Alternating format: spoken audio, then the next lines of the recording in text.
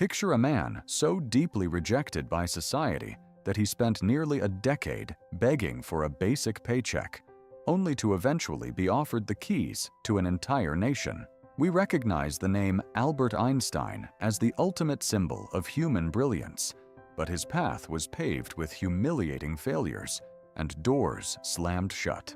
Before he redefined the stars, he was just a struggling graduate who couldn't get a single professor to vouch for him.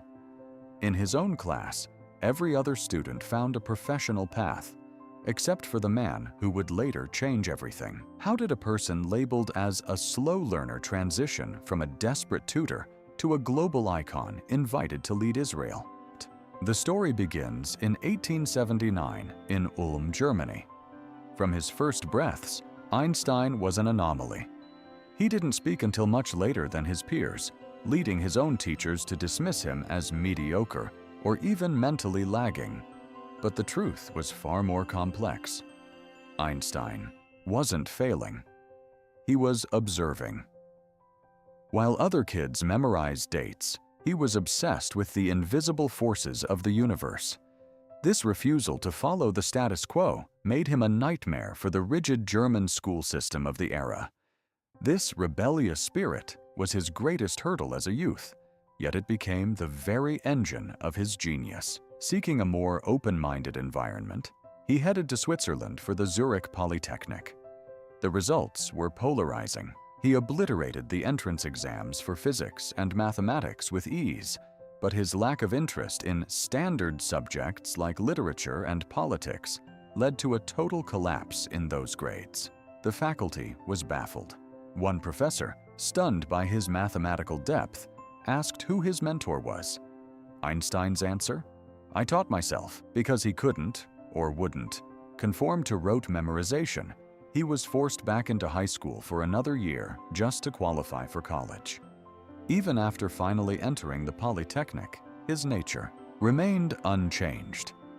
He skipped lectures he found dull, preferred independent research, and refused to flatter his superiors. To Einstein, truth mattered more than titles. But in the year 1900, that integrity cost him his future. Upon graduation, his professors collectively refused to provide him with a single recommendation letter. In the early 20th century, without a professor's blessing, a career in science was an impossibility. The world only listens to those who fit the system. While his peers ascended into prestigious roles, Einstein was left in the cold. He spent years sending out hundreds of applications across Europe, receiving nothing but cold rejections. His personal journals reveal a man on the brink of despair, questioning his own worth. To keep from starving, he took odd jobs as a mathematics tutor for schoolchildren, earning just enough to survive while his revolutionary ideas stayed locked in his head. Then, in 1902, a friend secured him a position at the Swiss Patent Office in Bern. It was a tedious, entry-level government role, far from the halls of academia he craved. Yet, this boring job provided the perfect cover.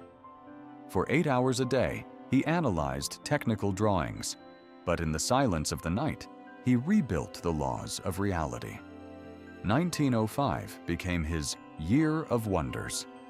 Working in isolation, he published 4 papers that shattered Newtonian physics, including the legendary mass energy equivalence. Suddenly, the useless clerk was the most important scientist on Earth.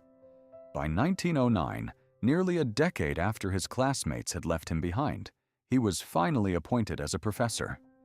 The world's perception of Einstein was always skewed. To some, he was the eccentric genius with wild hair. To others, a profound political voice. Having fled Nazi Germany in 1932 due to his heritage, he became a beacon for the global community. Following the passing of Israel's first president in 1952, Einstein received a stunning proposal, the offer to become the nation's second president. Prime Minister Ben-Gurion promised him total scientific freedom if he accepted. It was the highest honor imaginable. Yet Einstein's reply showed the same integrity he held as a penniless student. He declined, At 73, he claimed he lacked the natural aptitude to manage people and refused to occupy a seat where his conscience might clash with political necessity. Courage is staying curious even when every door is closed. He chose truth over power. If you found inspiration in this journey, what would you have chosen? The presidency or your principles? Tell us below.